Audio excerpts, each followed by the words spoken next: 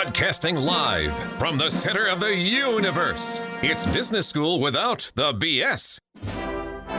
We're going to win with every single facet. We're going to win so much, you may even get tired of winning. And you'll say, please, please, it's too much winning. We can't take it anymore. Mr. President, it's too much. And I'll say, no, it isn't. We have to keep winning. We have to win more. We're going to win more. Yes, yes, yes, and yes. On today's show, we are celebrating the epic growth of Complete Carpet. Nathan, welcome onto the Thrive Time Show. How are you? Oh, it is awesome to be here, Clay. Thank you so much. Do you like being in this room? Oh, this is an awesome room. And, you know, speaking of wins, I walked around, I was looking at there's an epic number of books. You should have one podcast where you have someone go with a mic and just walk around and talk about all of the swag, all of the books, all of the things you've collected in here, because it is amazing the stuff that you have. Well, I'm going to share with you kind of a fun story. And Jason, as I'm sharing this story, can you please explain to the listeners who Michael Levine is? Oh, man, Michael Levine is the PR guru. He is, without a doubt, one of the most interesting people you will ever meet. But he wrote the, if I'm not mistaken, it's the Guerrilla Marketing book, or Guerrilla PR? What's the name of that book? Well, Michael Levine is a New York Times best-selling author. I just got up to hand you a copy of the book. What's that book title right there? This is Guerrilla PR 2.0. Yeah. Open the book, look at the inside cover. What does it say? Ooh, Dear Clay, this is really doctor's level handwriting. Sure. And so I'm going to say, you're an amazing person. Start a revolution. Yes. Start a revolution. Hey, I got it. Yeah, and so I again, if you flip through that book, again, what's that book called again? This is Guerrilla PR 2.0. I read books in a very different way than most people do, okay? So like right now, I'm in the process Like right to left, or? Well, like this is soft selling in a hard world. Could you, Jason, explain to the listeners what is going on inside this book here? Yep. Soft Selling in a Hard World by Jerry Vass. Look at that book. What's going on in the pages of that book? Well, immediately I see that there are dog ears everywhere. But I see on here, page 31, you have the law of credibility, and you've highlighted a portion of it. So law of credibility, don't say anything you can't prove, be able to prove everything you say. Then you made a note at the top to remind yourself law of credibility. Is there a lot of writing and highlighting in that book? There is highlighting and writing on every page. There's red X's, there's things. So let me explain to you what I'm doing with that book. Soft Selling in a Hard World, I read it the first time and I thought, this is really good. I have no idea what it's about.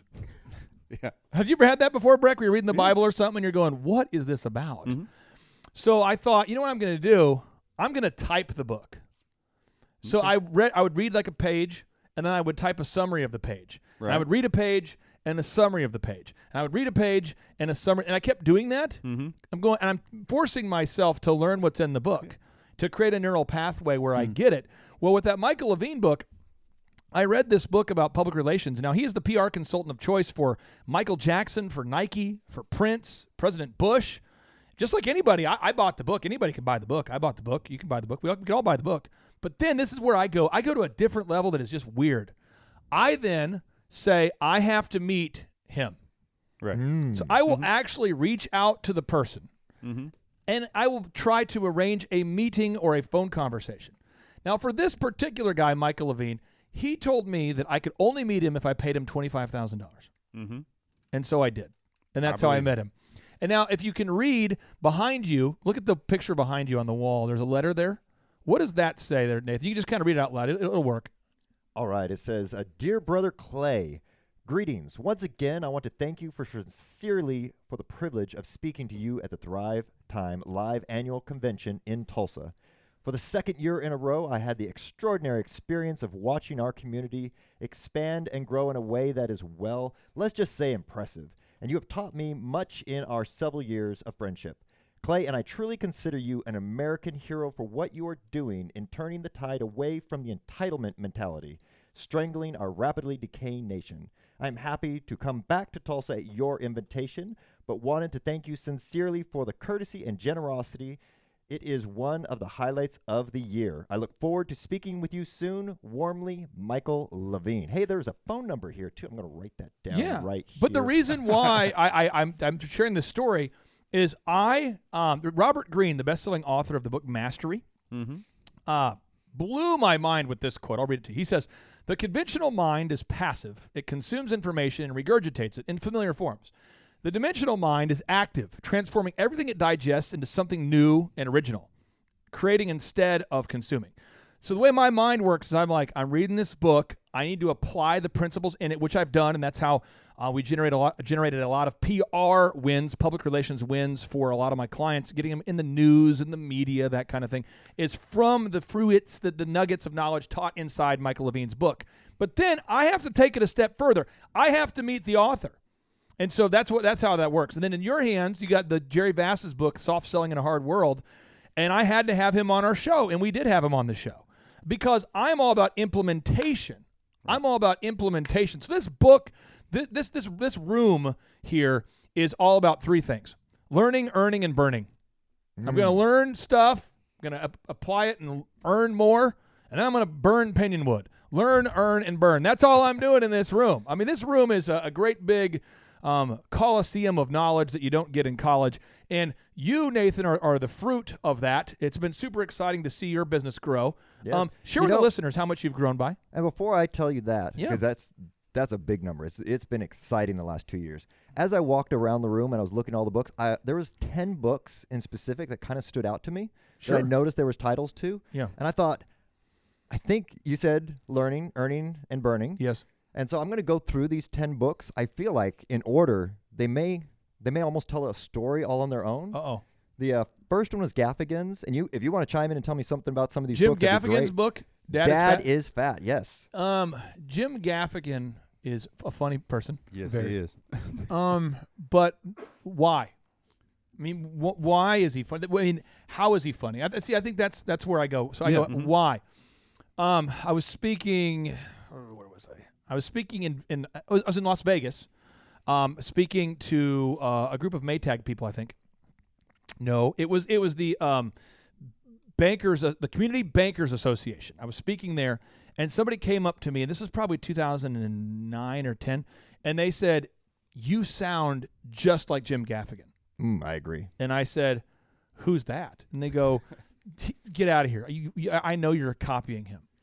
And I honestly don't know who he is, but I appreciate that. Maybe you're not. She goes, "He does that weird whisper voice you do." Yes, and I said, he does. And I said, "What?" And she says, "The thing where you say, 'Oh, okay, now,' that thing where you're," and she says, you do the whisper voice." And I'm going, "I do not."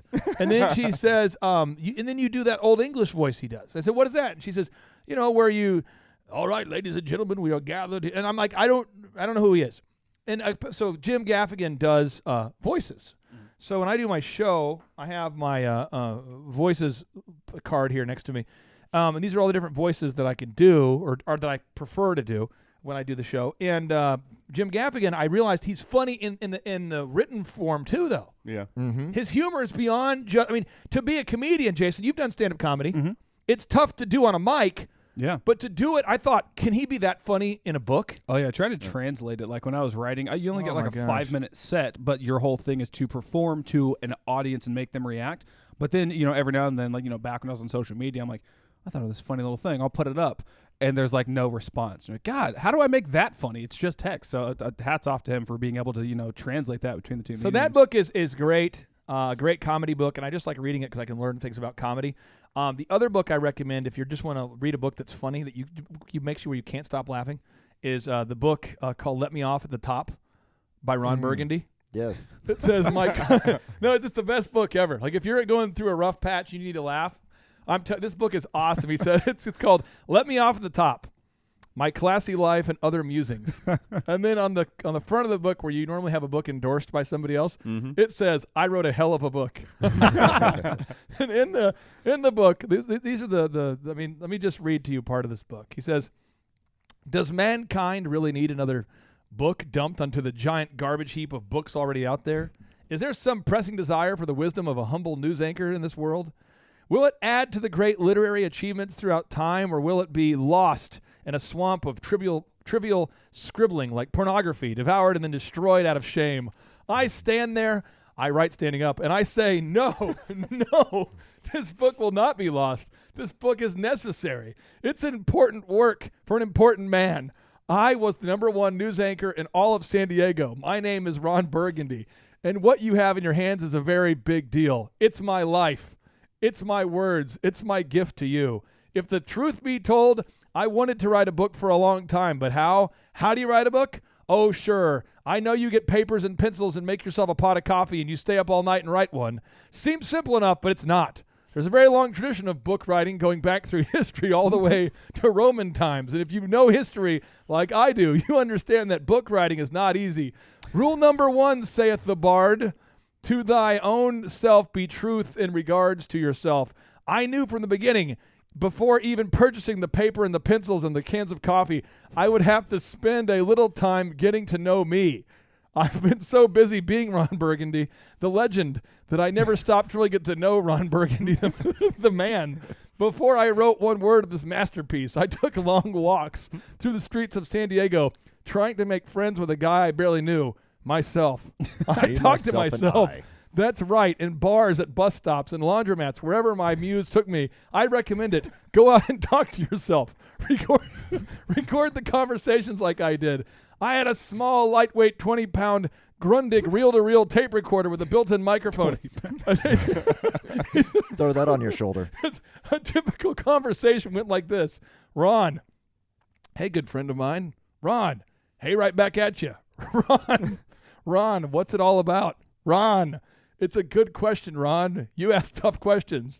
Ron, it's my business. I'm a news anchor by trade. Ron, no kidding. That's important. Ron, it's really not. Anyway, so I like the Jim Gaffigan book because it taught me that you can be funny while writing. And he also is great because he is funny while being clean, which is a lot harder to be funny and clean because you got to get intellectual. You got to get into a better space that way. True. So that's why I have that book. Mm-hmm. So I saw Dad is Fat, and then I saw pretty close to it was Jumpstart to Skinny. Oh, yeah. That is a book. I have a lot of fitness clients I've worked with, and they're really smart. You know, Breck, you've seen this. They've been to school a lot. Sure. And they have a lot of degrees. Yep. And they are a walking billboard of fitness. Mm-hmm. Therefore, they can't teach it to people. Right. They have the curse of knowledge. Mm-hmm. Brett, can you kind of explain what that means when you become such an expert that you can no longer teach it to the average person? Well, there was a little principle when I came out of chiropractic school where they talked about verbal vomit. And so you've spent all this time collecting information and going through these difficult, challenging courses. And then the next thing you want to do is just prove your knowledge to everybody. And you use all these big, particular terms and all this jargon and everything. And people are looking at you like, I have no idea what you're talking about. That helps me in no way, shape, or form. And so you have to be able to like bring it back down to where you can talk to a third grader when you're talking to adults. But you got to put it on that 8-year-old level to where people can understand exactly what you're trying to get, because if you have all the knowledge but you can't communicate it, it doesn't really help you at all. When you said an 8-year-old, why'd you look at me? So Jumpstart to Skinny. That book was written by Bob Harper from the Biggest Loser fame, and it's just it helped me to help clients better explain what they do, and it's such a weird thing, but I actually have written the fitness curriculum for I think 6 gyms now, where I've actually written because these people who own these gyms, a lot of times they just struggle to communicate the basic principles. And so let me just give you a paraphrase of that book. If you want to lose weight and look great, don't eat wheat, don't eat sweets, and don't drink alcohol. And then what can you eat? You can only eat meat, vegetables, and water. Meat, vegetables, that's all you can have. Don't have a sugary beverage. It's just, seriously, meat, vegetables, and water. That's all you can, if you want to lose weight and feel great. Now, this is what's bizarre about that book and that principle. What do you think how much weight do you think the average person loses, Dr. Breck, if they go for 45 days with having only meat, vegetables, and water, no other substances? How much weight do you think they lose on average? In 45 days, I would say probably about 20 pounds. Yep. Every time. Mm-hmm. Every time. And that's without working out. Right. Now, when they work out, they get the muscularity going too, and then their body, their resting metabolic rate, essentially their body burns calories while they're sleeping. Right. Their muscle just devours fat. Now it gets crazy. Oh, yeah. Now these people will live if they work out. This is the frustration when husbands and wives want to lose weight together because typically men have more body mass as far as the muscle, and so they actually tend to do a lot better in the short term, and the women get frustrated. That right there. Awesome. That's a fun factoid that somebody did not know that. Back to you, Nathan. So right next to Jumpstart to Skinny, I saw another one called Maximized Manhood. Maximize. That was my nickname in high school. How did you get that? Wow. Let's talk Was about it Chocolate Thunder? I really thought. Was that the was the one second one. was it by Edwin Lewis Cole? That sounds right. Okay. Basically, we live in a world where, and I know half of our listeners are females, but we live in a world where our culture is now telling dudes to be less dude-like. Yeah. And yes. I don't want to get into, this is not Our about educational system as a whole. Yeah, and it's just kind of, and so you have a lot of absent fathers. You have a lot of dads that aren't there. Financially for their kids, they're not there. Mentally, they're not there for their kids. Spiritually, they're not there for their kids. And so I felt like I needed to read a book that would kind of teach me how to be a better dad. And I feel like I'm getting in like the solid B- range now as a dad. I'm getting there. But this book, it talks about how to be a tender person, but also be tough. Like how to listen to your kids and care, but also be firm about things. How at the end of the day, your family's success starts and stops with you. You've got to be the head of the household.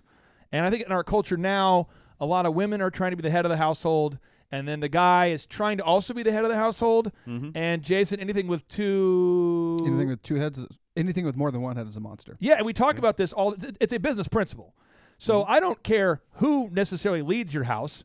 There needs to be somebody who's in charge of it. And so that's a book I would recommend. Well, and a good quote I got from a customer once said that if both of you are great at something, one of you is redundant. So try to be great at something different than your spouse is at, so you both have value to the situation. Absolutely. Okay, and our next book that you found on the shelf was? After Maximizing Your Manhood, I saw How Happiness Happens. Now, who was the author of that book? So I've read several books about happiness. Unfortunately, I didn't write that particular one down. Let me look it up real quick, because I read all these books. Is it by Max Lucado? Yes, that sounds right. Okay, Max Lucado is a best-selling author. He's also a pastor. We've had him on the Thrive Time show before as a guest. I'm in San Antonio. Yeah, he's from San Antonio. He's just a mega growth church guy.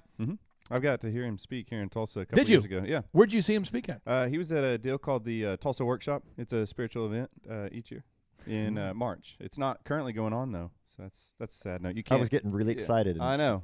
Just let me down right there. And I read the book because I was interviewing him, but I'll tell you why I read it because I was interviewing him. I frankly had zero interest in the topic, but I will tell you happiness.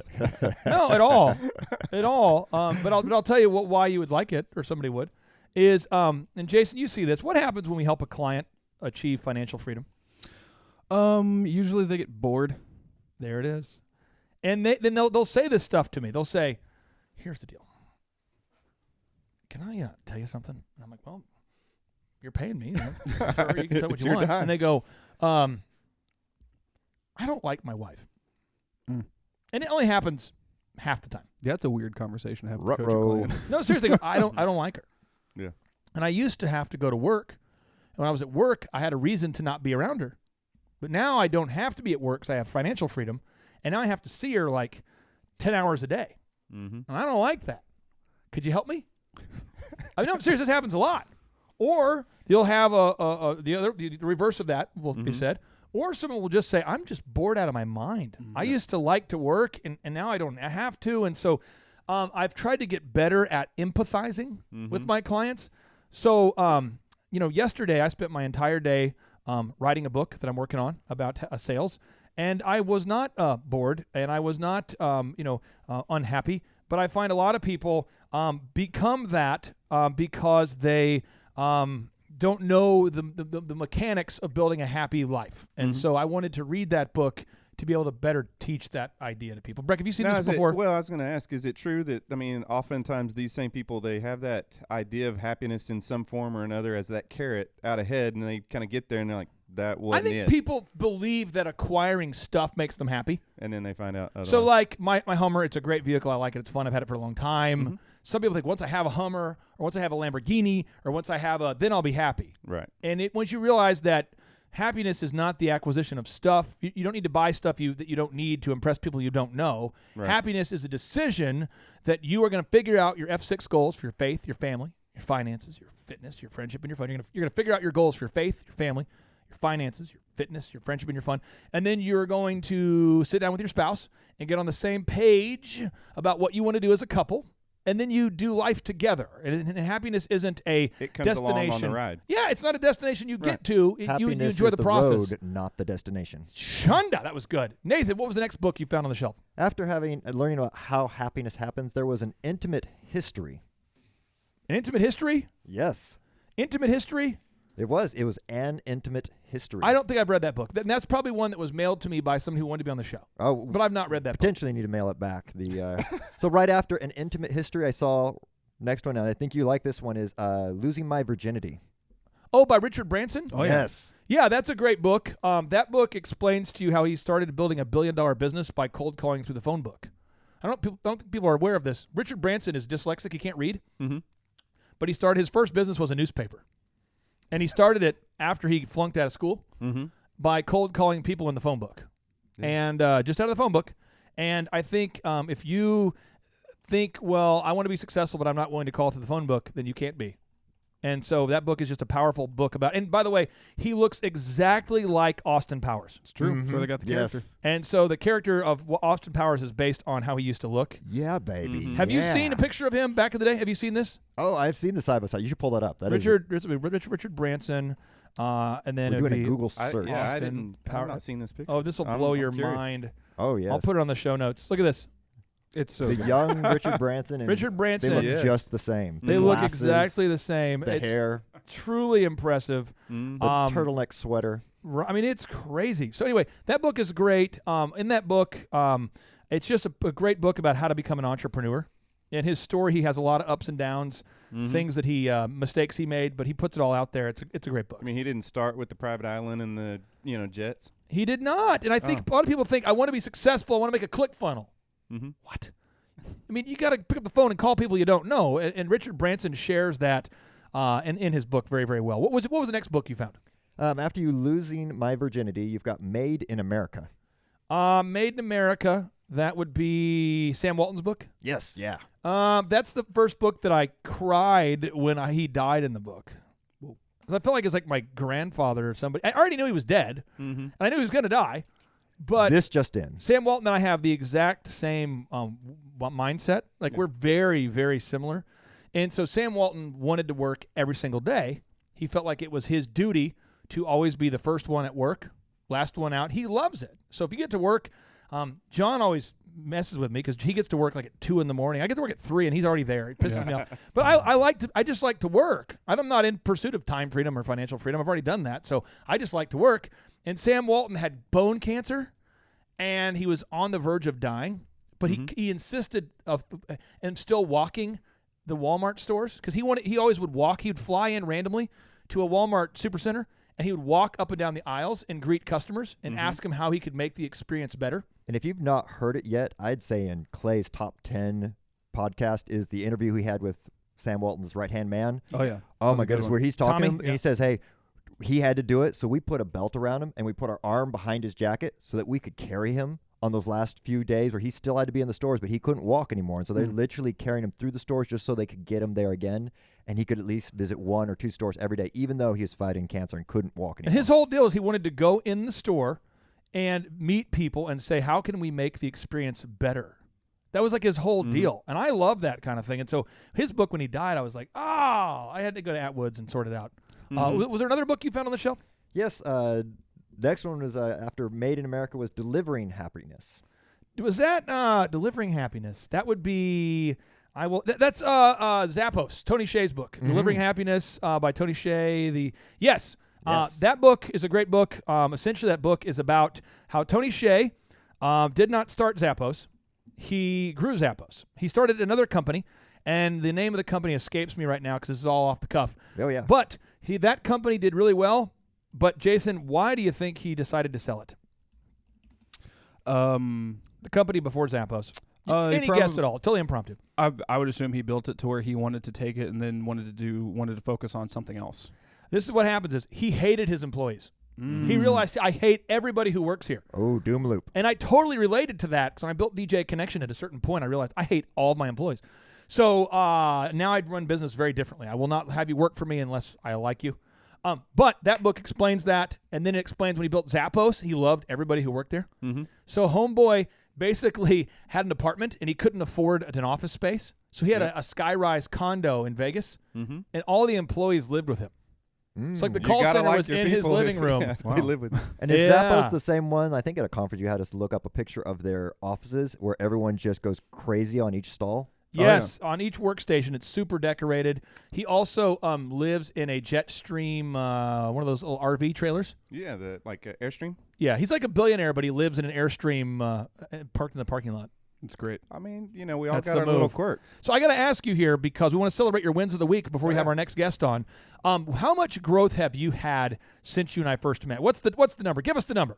Since we first met, we have over tripled in business, and this month actually, compared to last year, we're up 40%, and we still got another week to go for the end of the month. And compared to, I think it was the January before we started with you guys, we're up almost 3.5 times what we had done before. So we've had great growth. I want to hit on the last two here because sure. There's a theme I seem like had go. You don't have to talk about these last two, but there was a number 9 I noticed on the list was a supernatural childbirth, and then right near there was expect a miracle. So I think these Expect a Miracle is Oral Roberts' book. Oh, yes. Which you're required to read if you go to ORU. And I want everybody to know this. If you're out there and you like Oral Roberts, that's totally great.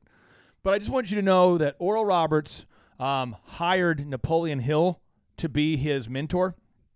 So if you read the book about Napoleon Hill's life called A Lifetime of Riches, you will discover that Napoleon Hill, who was a great author and a great person and a great teacher, he was divorced a couple times, and he had bouts of depression.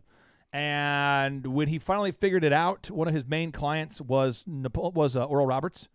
So, and again, if you're a Christian, please read the Bible and don't listen to me because I'm not a theologian. But a lot of the prosperity message was invented by Napoleon Hill. So a lot of the things that Oral Roberts said were basically portions of Think and Grow Rich mixed with Scripture. And so I was required to read that book.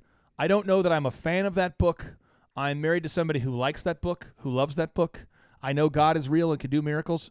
I don't dislike Oral Roberts. I can just say I don't share the same theology as he does. My wife does, I think. I think she shares the same theology. But it is a good book if you are one who likes to expect miracles during church services. Well, and I think if you take all 10 of these books together, you'd have the explanation of how you end up successful and with 5 children. There it is. That's nice. That's nice. So you've grown by 300%. Yes. And you are a diligent doer. You've implemented everything that we could possibly teach. And I'm excited about that because you are a guy who implements. And my advice to those who are saying, hey, how do I get there? And sometimes it can be hard. It can be over. How do I get to 3 times growth? How do I get to that? And that's not like year one. We're not a startup that it's 3 times growth because last year I only had 1 customer and this year I've got 3. So that was 3 times. No, we were in business for 18, 19 years before. And so we've tried to grow from that base. And all of it comes, I think, from starting with one thing.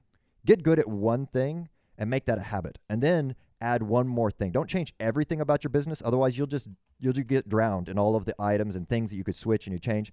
Change one small thing. Make that a habit. When I was played basketball, we won 2 state championships. And the way we won them was not by being amazing and great. It was by every time we got on the court, we had to go out and make 100 layups first before we touched anything else. We had to he said, unless you're good and you can make the layup, I don't care if you can make any other shot on the floor. He said, you need to be able to make the easy thing. Find something easy in your business and make that a habit. Once that's a habit, everything else you'll start seeing everything else starts becoming easy because Yeah, you already got good core habits. You habitually wow your customers. Yes, You every habitually time. call your leads until they cry, buy, or die. Every time. You habitually get Google reviews and video reviews. Every time. You habitually offer a no-brainer. It's a habit at this point. And we have a habit. We now have a habit, Jason, on the show of calling people and calling. We do call-in guests from time to time. So we're going to call Daniel here from Snow Bear Heat and Air. Yeah. He is based in Amarillo, Texas.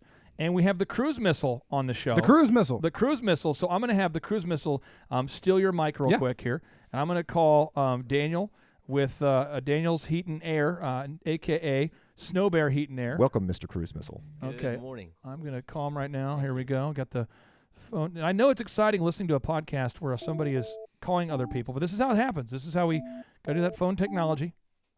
And we'll know if he's ghosting us if he doesn't pick up. No pressure at all. Just Here we go. just we'll count the number of rings as it goes along. Is it I gonna say happen? 3. I'm gonna put my money on 3.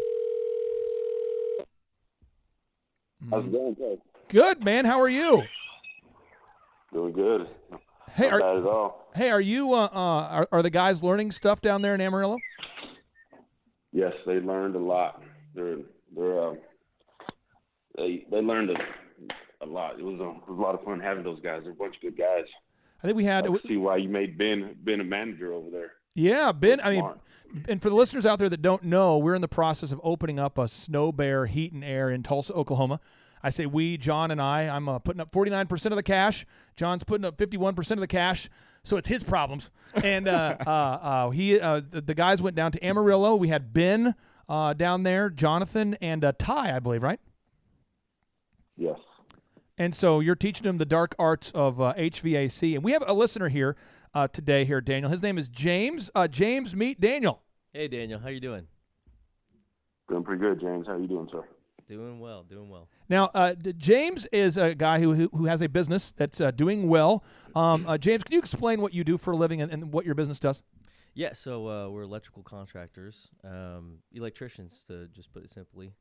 So we provide electrical services and for residential and commercial, and soon we'll be doing some industrial work as well. Got it. And so you have a few questions here for Daniel. So I'm going to let you ask Daniel any questions you have about. I believe we have a lot of questions focused on commercial work and invoicing and these kinds of things. So you can ask Daniel any questions you want because he has become the master of working on commercial projects. More so questions in the realm of the estimating on commercial projects. As you well may know, the estimating on residential projects is relatively simple, but can get pretty complicated when you get into the commercial projects. How do you handle your commercial bids? Well, the best practice for making the switch from residential to commercial is basically preparing to charge the customer 15 to 20% more than what you would charge for a residential job, because the liability on it is a lot higher. Right. So higher risk. So you need to kind of beef up your insurance and prepare to stay at those jobs a lot longer. And the way I do it, I'll tell you a little bit the way I've kind of priced the commercial stuff. Was think of every possible job you could think of, put it on paper. Next, think of everything that would go into to that one job, from man hours, material, office staff hours, and don't forget to calculate your taxes in there. My CPA and myself, we put together a formula where we just plug stuff into an Excel spreadsheet. We went through each one of these jobs, and that way we get a true net profit on each job. And after you've done that, you put everything on paper, you put it in a price book. That way you're not constantly thinking, how much do I need to charge for this job? You just flip to it. And what we're using now for, instead of a price book, we have a program called Field Edge. It's a software, and that helps the office staff stay on schedule. It has every job possible in that software. So if one of the technicians is looking for a job, they just put in the keyword condenser fan motor. In your case, it'd be like a plug or something, or a switch, or a breaker box, and it pulls up the price for that breaker box. So we're never losing money. We're making sure we're getting about 35% net profit, or true net profit. Right. That was going to be my next question. Kind of, what is your range that you shoot for in terms of overall profit in the job? What's the percentage on that? So you're saying you like to go for what percentage of profit there, Daniel, just so all the listeners can understand? Residential, I like aiming for about 30 to 35% net profit. Yep. And like I said, on commercial, you want to charge 15 to 20% more because there's a lot of things that can go wrong on a commercial job. So we're looking at 45, 55% net profit after on a commercial job. let me ask you this. I don't know if you run into this doing HVAC, but dealing with like a lot of these general contractors, you'll have some kind of a change here or there. How do you deal with the change orders, or because a lot of these general contractors like to slip something in the last second? They'll like say, oh, hey, you know what, I need this over here too, can we go ahead and do that? How do you deal with that? Well, again, that's where our software comes into play. On that software, the customer has to sign off on everything that he's agreed to pay for. So he hasn't signed off on it and told us it's okay. Well, we'll have to get him to sign again on. We'll have to write him up another bid and get him to sign off on it again. Right. Basically, because after like he a change signs order. off on it, he has to pay for it. Right. Yeah, I figured that. I mean, we, dealing with general contractors, just, I've learned you've got to be super detailed with everything that's involved in the job scope. And then, because I think general contractors, even just regular customers, will see what they can get added in, after you've already done everything that you guys originally agreed to. So, but I was just curious to know how you kind of dealt with that. I mean, it sounds like we're on the same page. I put all the wording and verbiage that went into that document before the customer actually signs to agree for us to do the work. I sent that to the lawyer, which is Scott, and he signed off on it and said, yeah, that looks good. So go ahead and load that into your Field Edge software. That way everything's legal, and they can't come back later on and say, well, you said you were supposed to do this and you didn't do it. Hey, you signed off on it. And as soon as they sign off on it, it sends them an email right away. Daniel, I want to make sure I'm breaking this down for all the listeners so they get it. And Dr. Breck, I want to get your take on this too. Sure. But what happens is, and the name of your company, it's ECS Electric, am I correct? ECS Electric, yes. What's your website? It's ECSElectricLLC.com. What? How long have you been in business? Since the beginning of 2018, January 2018. Are you growing? Yes, exponentially. Awesome. How much have you grown this year as a percentage? We did about 300% from, the end of 2018, or 2018 to in 2019. Okay. And how long have you been a client with us? Not even a year yet. Yeah, and so I want to make sure the listeners get this, because this is important. And Breck, I want to get your take on this. We got so much wisdom here. I want to see if we can distill it all. One is, you right now, if you're listening today, you've got to get serious about your pricing. Okay, so right away, let's go ahead and do what Daniel said to do. Let's sit down with our accountant this week, action item, and let's properly price out stuff. Breck, for years you wandered in the wilderness of very busy and unprofitable as a chiropractor. Can you absolutely preach the good news to somebody out there who just won't sit down and figure out their pricing? Well, that was actually one of the first things I did with my coach, was to sit down and figure out where are we at in the market, and what can be done differently than what we've currently been doing or historically doing. And our pricing was definitely something that was brought up. It stood out as a red flag pretty much immediately. And so he challenged me to call all of our competitors, or a number of our competitors, and figure out, okay, where really is the price point in the area, because he knew that I wanted to still be economical and affordable, and that I didn't want to price myself out of reach for our patients. But at the same time, he felt like I was clearly leaving money on the table, and he wasn't wrong. And so we did that, and it was time to make a change in our price structure, and that happened 2 years ago now. And there's a little pushback on that. Anytime you make change, there's going to be a little bit of pushback. About but 10 overall, or 15% of customers aren't happy with it, maybe? I don't even think it was that high, honestly. Okay. But and there's different things. Some of the things we did were we had some different giveaways that we were doing on a routine basis. Yep. And I would say the patients were more upset of how we changed the giveaway structure. So, there's a certain entitlement. Once you've done something, there's an expectation you'll continue to do it that same way.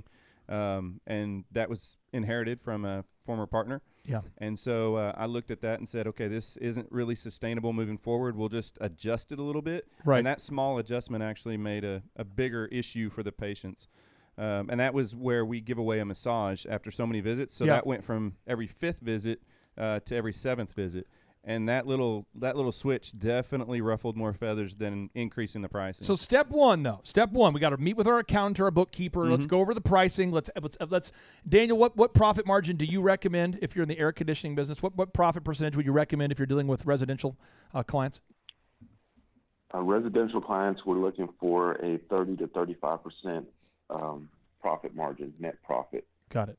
And then step 2, use the software, I would recommend Field Edge. That's what Daniel uses. Or use Excel. I don't care. But have your standardized pricing written down somewhere. And what I would do, Mr. Cruise Missile, is I would always refer to a partner who is rigid about pricing. So as an example, if I am meeting with a customer and they go, man, you're a lot more than you were last year. And you go, well, I have a partner now I work with, and he sets all the prices.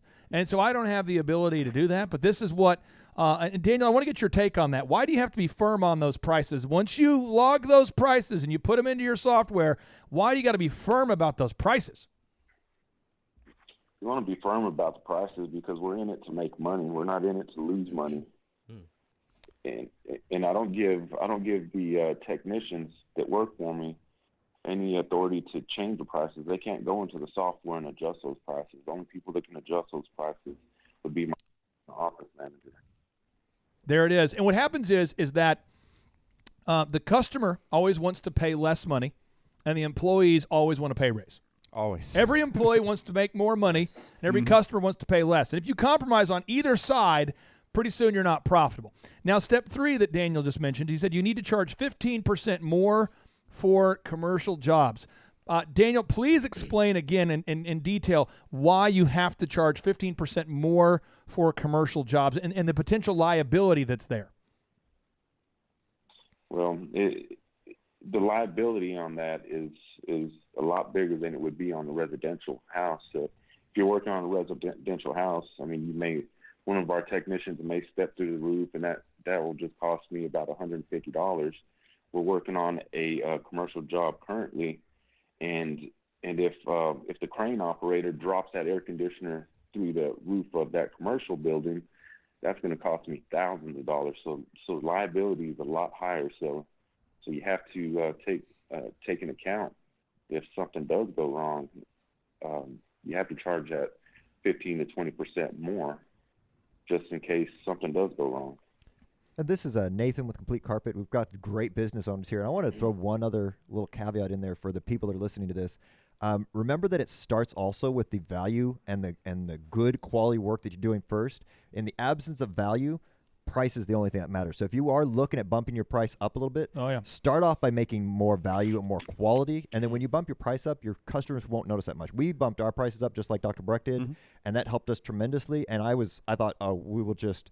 a bunch of customers run off. We lost almost nobody because everyone said, well, we're not going to use anyone else, and you're still affordable. We just became profitable. Right. It's just really, really, really important that everybody out there understands we've got to learn to price properly. We can't have this poverty mentality where we're busy but we're not profitable. That's a dangerous place that you can get stuck in. Well, yeah, and then you talk about scalability and plans for the future, and I mean all of these different things. If your prices aren't what they should be, or they're constantly adjusting, then those numbers are an elusive thing. They're always moving. The target's never the same. You can't plan for next year when you don't. The price was $45 today, and it might be $50 tomorrow, and da da da. I mean, like Daniel's saying, I mean, there's a clear this box costs X and this is that. And then you have the numbers to back up and actually project and know what is going on, what's happening. I know exactly if I want to make a certain amount of money, I have to see a certain number of patients because we make so much per patient with the adjustment, and we can factor that in and we can adjust. And I can know, is it time to hire somebody? Can I afford to hire somebody? At what rate and at what position? And so we can make solid decisions without, really wondering or being scared of it. And if you're thinking about dropping a commercial AC unit through the roof of a commercial building, this just in, don't do that. Now, another question that the cruise missile has here is how to schedule the extra time needed to tackle bigger commercial jobs. Can you maybe dive into that question? What you want to ask Daniel here? Can you dive into that? What you want to ask? Yeah, Daniel. Obviously, the commercial bids for me, they're taking 4 times, 5 times the amount of time a residential bid would take. Obviously, that has something to do with familiarity, but also just the complexity of them, at least in the electrical industry. So what do you do to kind of get through those commercial bids quicker, and how do you make time for that? So we do use that software. It's called Field Edge. And that helps the office staff stay on schedule along with all the technicians and helpers. And in that software, there is every job is priced. So they can go through a commercial project and bid an air conditioner. So that commercial air conditioner is priced in that software. So all they have to do is check and see the size of the unit, and then they can correspond that to Field Edge, and Field Edge will pop up the price right away, and we'll know exactly how much time it's going to take to do that, replace that commercial unit. Right, because you can refer back to maybe some of your past projects too, and also kind of gauge off. How much is Field Edge per month? Isn't it like $1,000 a month? It's only $250 a month, and then it's $50 per device. Each technician has an iPad that they carry around with them. So when all that software is loaded on there, they can take payments. They can take, they could send out quotes right away. Yep. All their jobs are on there. There's so much it can do. It tracks them. For all the listeners out there, if you are an electrician, a contractor of any kind, air conditioning, I recommend that you check out the Field Edge software, because it's going to take you probably 20 hours to load in all the variables, and it's going to ask you for the price of this and that, and then you're just sitting there putting data in it. But once you have it, I mean, Daniel, wouldn't you say even on the most complex commercial jobs now, it maybe takes 10 minutes of clicking around to get a quote? Yes, and I usually schedule about 1 hour per quote, so they're in and out quick. Yeah. I do have another Less question. than an hour most of the time. Daniel, I have another question. So kind of getting like in residential, it's pretty easy to kind of secret shop and figure out what your competitors are, pricing and whatnot. I mean, I've done it. We install generators, and, so I've had other electrical companies come out and bid for a generator install at a home. And that's easy. I can get somebody to do that. But when it comes to the commercial side of it, how do you price against your competitors? How do you know what the market is on these certain items, or these different jobs? How do you? I mean, have you been able to do any secret shopping? What would you say about that? Yes, and that's one thing we do just about once every year. This year we had I have a lady technician. And she called about 15 companies, and out of those 15 companies, maybe 3 or 4 actually showed up or even returned her call, and went and gave her a quote on an air conditioning unit. So I kind of price it off of the local contractors here, and I'm still at my profit margins, 35% for residential. So we do the secret shopping. Well, I'm talking more on a commercial level. I mean, are you able to do any secret shopping to see what the other, those other contractors are doing on a commercial side? That I actually have not done. I just put my profit margins where they need to be, and that's if the customer doesn't want to go with it, and let me move on to the next. Let me make sure job. that I don't need them. let me make sure the listeners get what he's saying.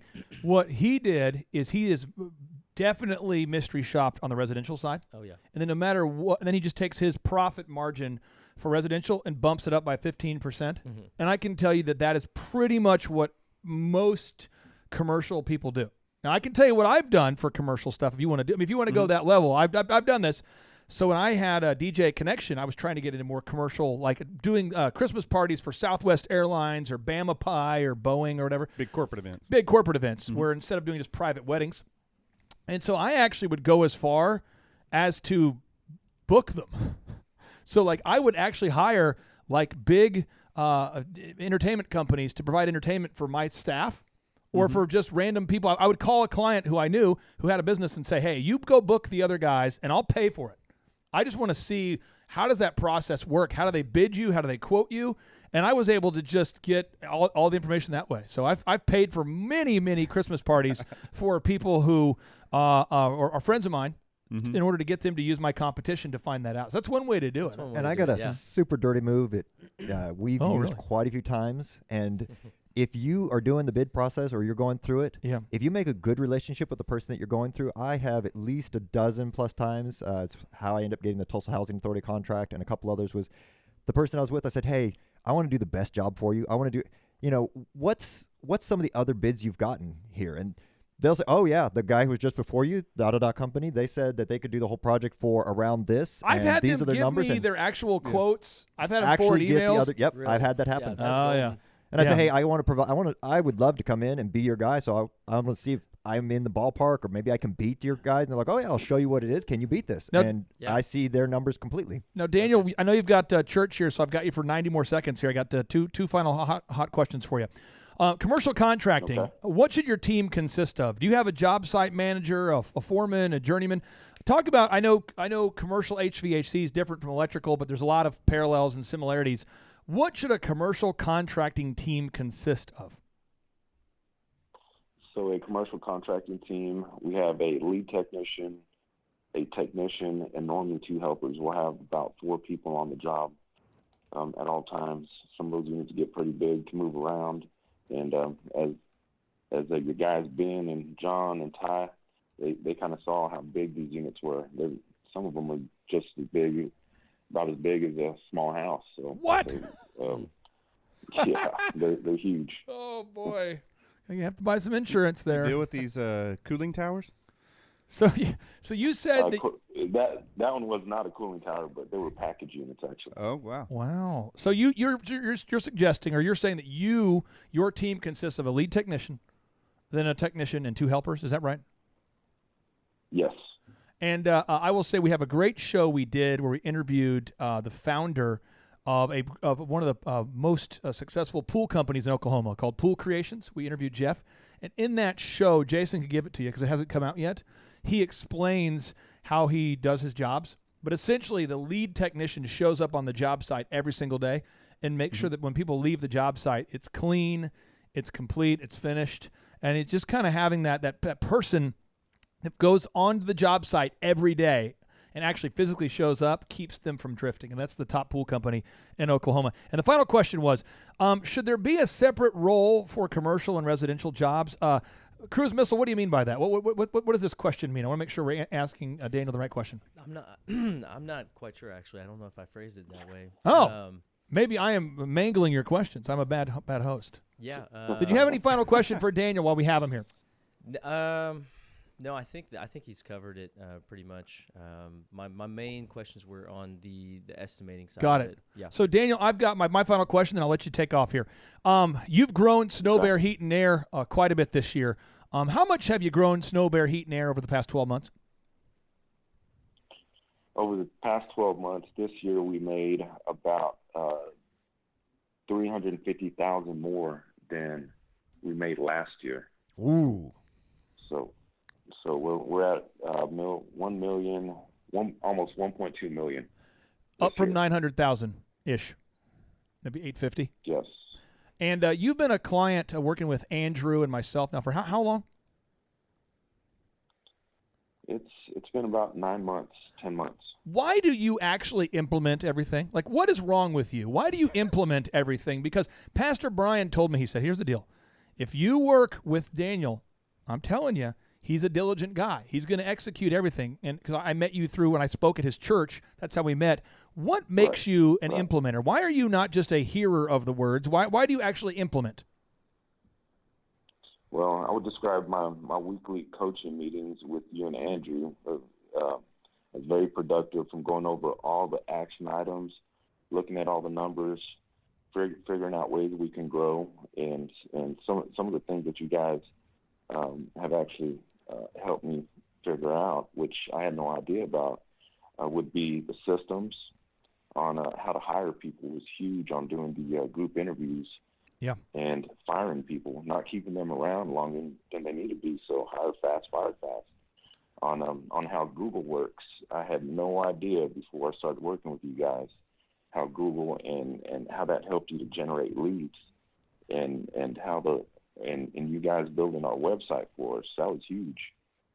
Well, you are a diligent doer, and I'm not sure what's wrong with you, but I wish that more people had that same problem. I think a lot of people, they hire a coach or a consultant, and they want to know what to do, and you tell them, hey, you need to do the group interview. And then they go, okay, I'm not going to do that, though. I call that an ask hole. An ask hole. It's somebody who wants to know what to do, and they're like a hole of knowledge. You tell them what to do. They keep asking. All the knowledge goes down a hole, and then they do the opposite of what you told them because of their pride, because of what their spouse is telling them, because of whatever blog they've been reading, or whatever TED Talks. I'm serious, though, and it's a tough thing when you have somebody who won't implement. And I can tell you, Andrew has loved working with you. I do too, and I'm so excited to be partnering with you to open up Snow Bear Heat and Air in Tulsa, Oklahoma. I know you've got to head off to church, and I really do appreciate your time. And you're a great American. Thank you so much. Okay, thank you guys. Nice talking to you guys.